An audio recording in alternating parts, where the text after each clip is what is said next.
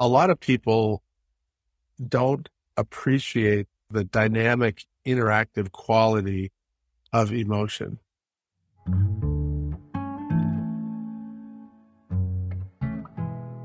This is Dr. Bruce Perry. When they think of somebody in their family who is struggling, they kind of focus on that person, and they don't always consciously recognize how their struggle is having this impact on everybody else in the family.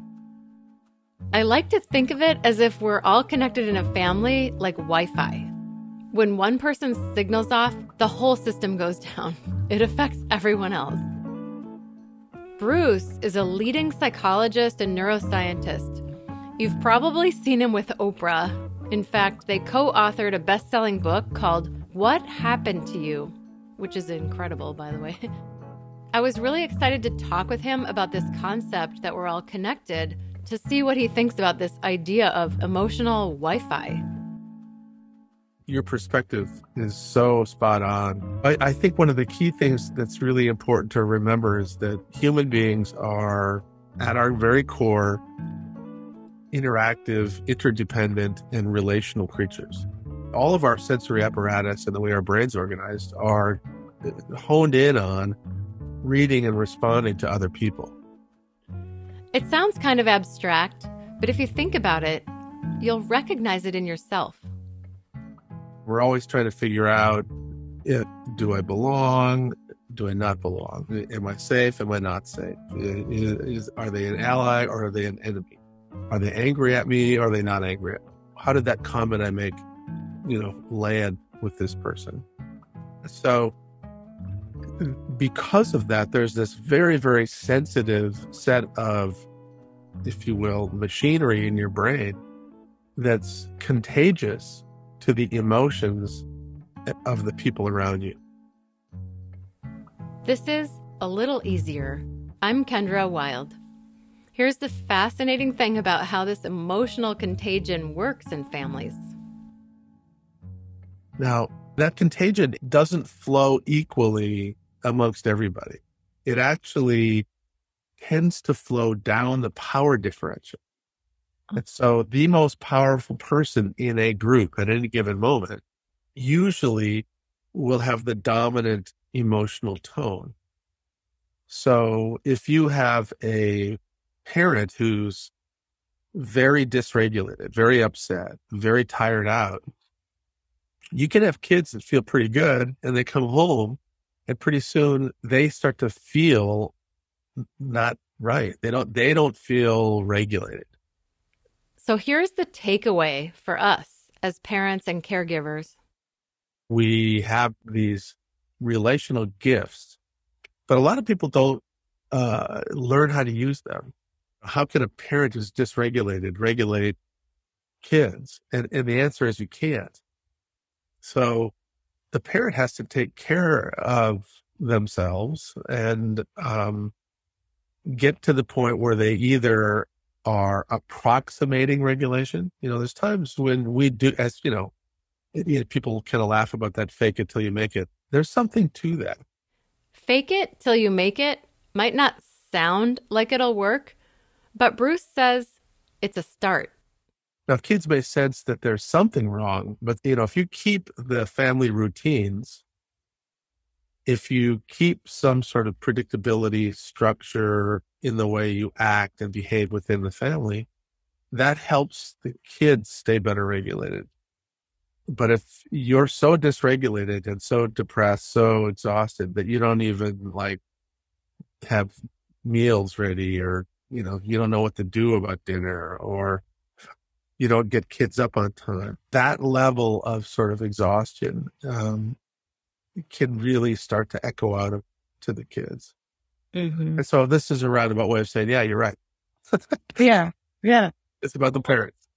I mean, I've found that it really resonates with parents, that it helps them realize that taking care of themselves isn't selfish when they realize we're all connected. And Exactly. I would think of it as being sort of like we're in this ecosystem in the family, like Wi-Fi, that we're connected like Wi-Fi. But it's interesting to hear you say that sort of the most powerful person in that ecosystem has a heavier influence on Right. the frequency that everyone else is picking up on. Well, that tends to be true. But Yeah.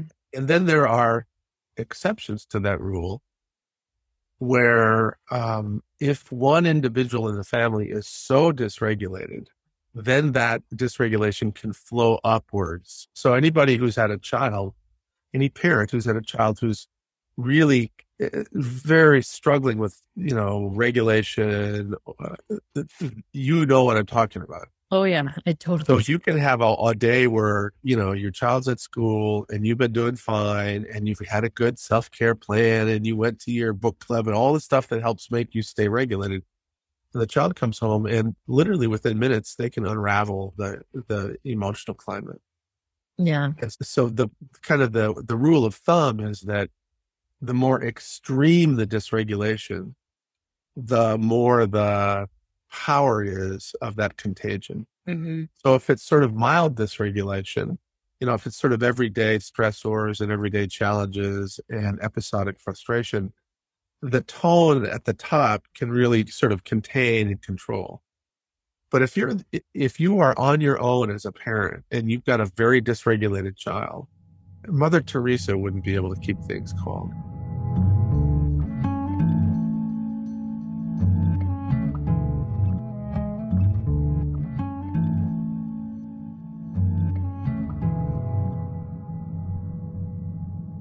Okay, my name is Lovey Brown. I am originally from the Bronx, New York.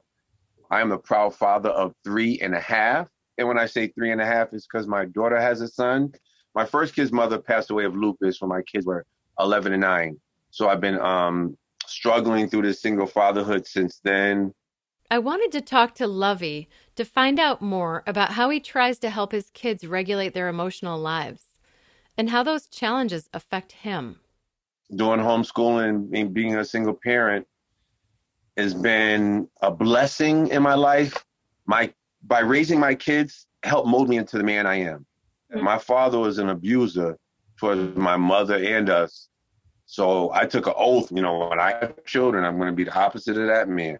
He set himself the challenge of breaking a generational cycle of emotional dysregulation and violence. Lovey's been taking a class run by Yale University's Center for Emotional Intelligence. Back when we talked about secret feelings, we met Mark Brackett, who founded that center. Being a part of this ruler class has showed me how to identify and how to address my emotions and feelings. Ruler, it stands for recognize, understand, label, express, and regulate. Some things that, we never had, especially I've never had as a young man growing up, showing how to identify feelings and how to identify emotions.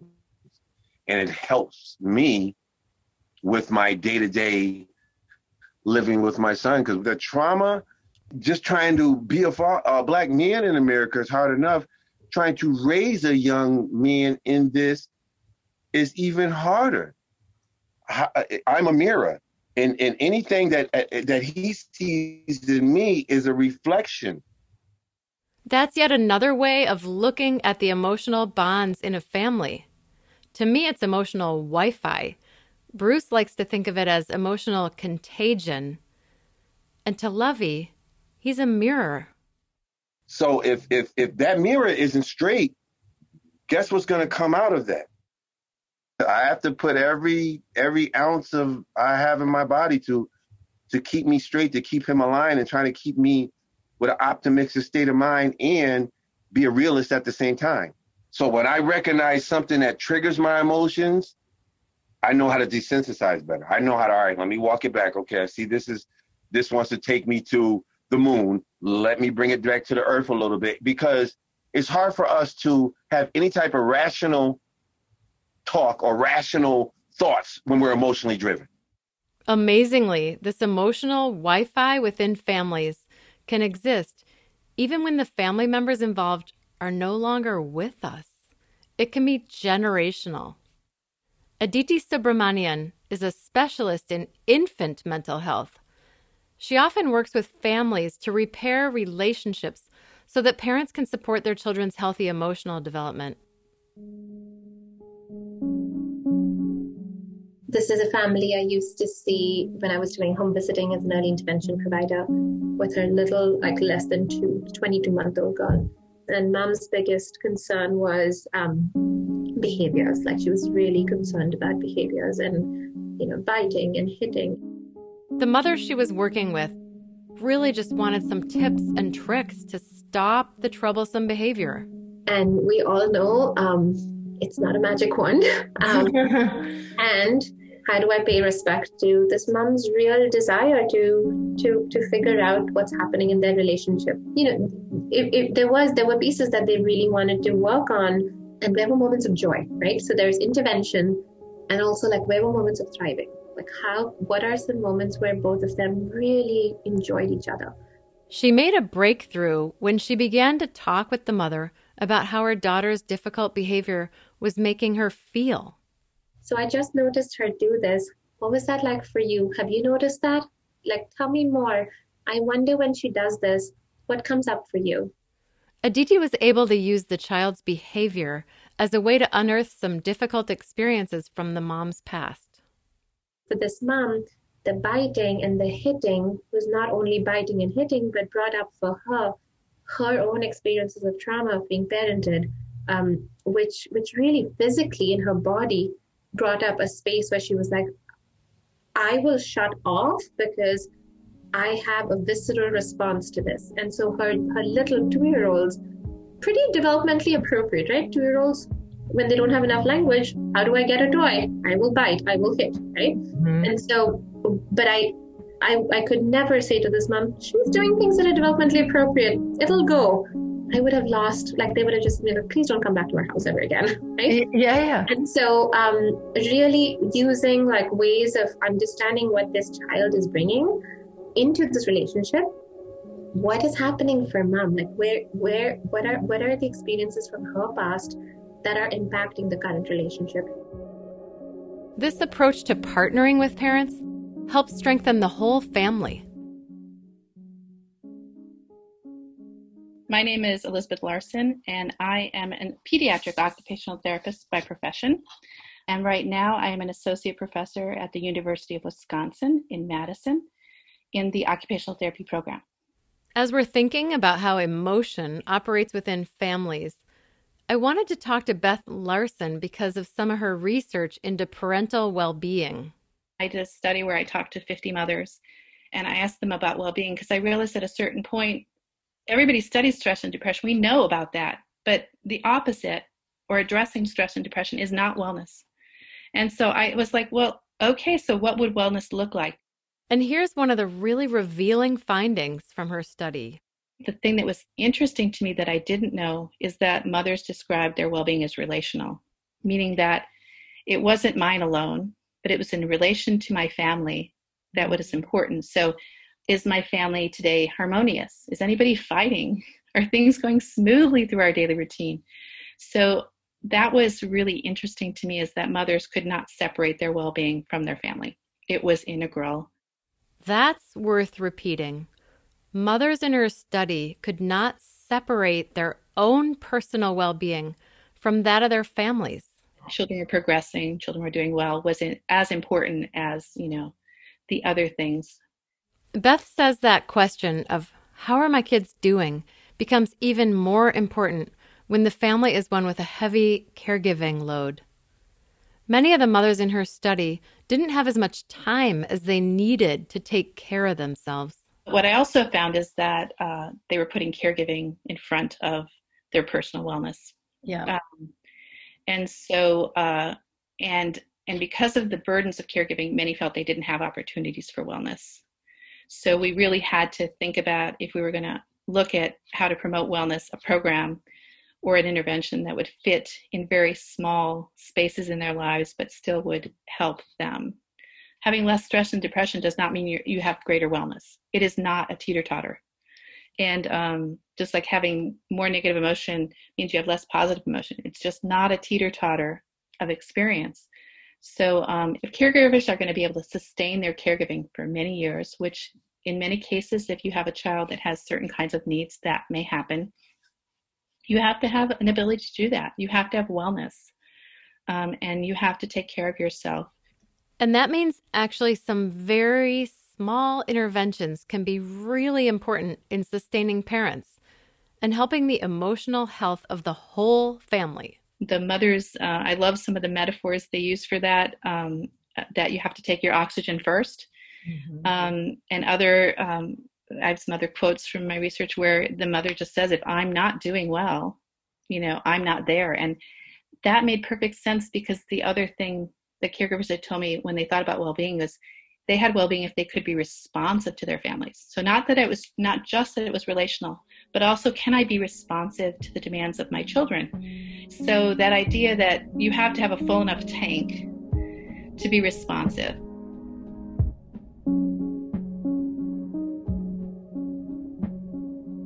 You really cannot take care of your children if you're a mess.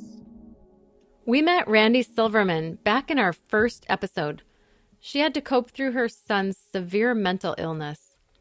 She confirms what Beth is saying about the importance of staying regulated so that you can be there for your kids. I mean, things were really, really bad with my son, and I was really depressed, and rightly so, because some things were really horrible. But I had 2 other children to take care of, and it wasn't fair to them. And so I did it for them. I went to therapy. I actually went on medication myself, and it changed my life. And I take much better care of myself, and I became a much better mother. That's a theme we're going to expand on a lot in our next episode. And here's the takeaway. We always put ourselves last. And I don't know if that's a mother thing or a woman thing, but we really have to stop doing that. We have to have boundaries. Even when our kids are sick, we need to set boundaries to have our own time, whatever that looks like. Some people like to be alone. Some people like to be with friends. Some people like to knit. Some people like to exercise. Whatever is your own time to rejuvenate, reading a book. It's okay to tell your kid, I need some time for myself, and I'm going into my room for 10 minutes, 15 minutes, whatever you can do.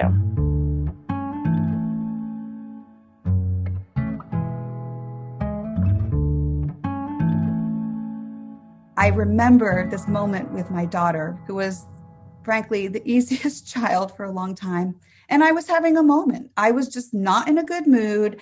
And I was just kind of grouchy. I was in her room and trying to clean up when she wanted to read a book. And I sat on the floor and I said, I'm sorry, I'm just so grumpy. And she came over and put her tiny little hand on my cheek. And she said, you're not grumpy, Mommy. You're wonderful. That child is 26 years old, and I'm still telling that story. Lara Wilson has yet another way to think about emotion in a family. To her, it's a story we're telling. We are always telling a story through our actions. Our narratives are sharing our experiences with everyone around us. Lara founded an educational mindfulness collaborative called Be Well, Be Here. She's a writer and a teacher, and she's practiced meditation since she was a teenager. She's also a mom of 4. Now that we understand a little bit about how our emotions are connected to everyone around us, I wanted Lara to give us some ideas on how we can apply those lessons in our family. We have to sort of understand that when we articulate where we are with our mood and we share that with our children, they already know it. Inherently in their bodies already feel the energy of our mood. They could tell you what your mood is without you saying anything. They really can, if we are going to take time to listen. So I bring that particular story up as an example of how we can try to express ourselves and accept ourselves by being real in the moment, by acknowledging this is happening to me right now. And rather than judge myself in it and hide and beat myself up about it, which humans are conditioned to do through their sort of primitive brain, we can say to ourselves, this moment right now, I feel this. And we sit with ourselves, in this case with my little one, and then we can sense the shift. We can bring that shift to us. It's a lot like the story we heard last episode from Chris Willard, who explained so beautifully how he comforted his child who just hit his head on the cabinet door. It's that same principle. It's co-regulation. One of my children was just having a rough day, really young, 5 years old, and went in the room. The child's, sobbing, but standing stiffly on the bed. And I said, "What's going on?" And the words were, "I'm so sad." Oh, it's like an arrow to the heart, isn't it? It's a scene that's familiar to any parent. So what do you do with that? You cannot fix it or take it away. Mm-hmm. So you just embrace that child. You're so sad. That's what there is. And we all know what an hour later, the child's out running, playing with friends, whatever. But that moment, to honor the sadness, to honor the anger and the frustration, it can be such a simple practice. Something that's a gift to give your child when they're reactive, to just say, "I see you." That's such an important point. We all feel all kinds of emotions. Part of what you can do for your child is just to acknowledge that and be present. And yes, we do all think that we can sort of fix and, treat our children and control things. We all know when we get to be a certain age that that's a fallacy. We know that we can't do those things, yet we try because we want to spare our loved ones pain. But pain is part of life. Yeah. We can't remove it, but we can be present with somebody. We can stand in our own non-reactivity. That's your role at that moment, to be solid ground for your kid, to be sturdy. And if we can just stand there and feel in ourselves, our feet on the ground, that groundedness in the moment of the other person spinning helps that person feel like the spinning isn't going to be out of control. Yeah. I've even experimented with sort of sending my energy of sitting in a grounded way out there and watching the change, like a ripple effect, like the energy levels kind of slowly decreasing. And I'm not telling you this because I have some magic power, and it sounds super woo-woo, I'm sure. It isn't that at all. It is this force of like, not everybody in the room is going to jump into the vortex and whirl around with this kind of wild energy. Somebody can be a stabilizing force. It can take time and practice to find the tools and the techniques that work for you. But Lara says we shouldn't be discouraged. Parenting is hard. It's really challenging. And so find ways, I would encourage people to find ways to soothe yourself when it gets rough. Find these little practices, these micro actions, as you call them, Kendra, or these mindful moments. Invent them. Play with them, experiment with them with your kids. Say, "Hey, you know what? I tried this thing. Want to do it with me?" This is using mindfulness as an opportunity to get creative with your kids, get curious, figure out what works for you guys. You'll be surprised what happens when you invite them. And then they can be the expert of experience, of their own experience. Invite them, show me one. What would you do? What's your idea? Something that I like to invite parents to do is this idea that we can partner with our kids in a particular way. We can collaborate with them because we're doing that all the time, whether we like it or not anyway. We're built to sort of figure ourselves out or not and work with others or not. So which way would we rather do this? Fighting against it or trying to work through it in a collaborative way? We'll have a stronger relationship with our children if we say to them, "All right, let's collaborate." So in this way, we're collaborating with love and compassion and this really deep feeling of being human. And that's really what we have. That's it.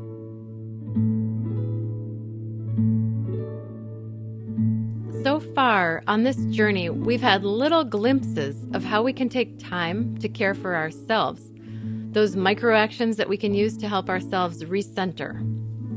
But next, on A Little Easier, we are all about self-care. When I would ask about self-care, I would hear things such as, oh, I'm not even on my own to-do list.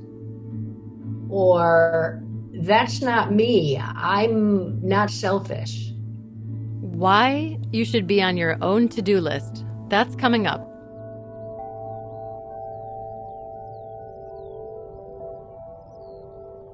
And to get us ready, here's your micro action moment for this episode. This time from Lovey Brown.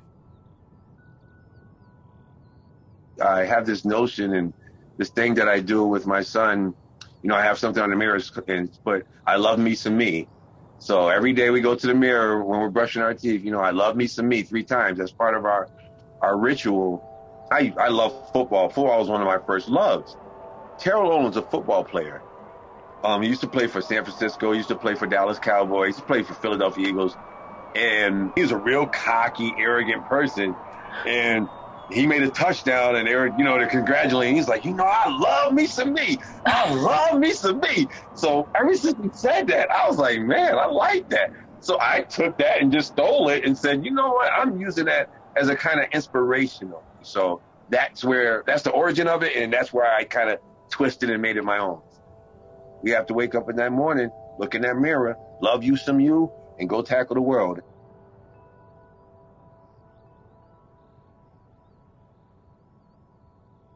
I'm Kendra Wild, and this has been A Little Easier, the show that was created to help you find more joy and resilience when parenting is extra challenging.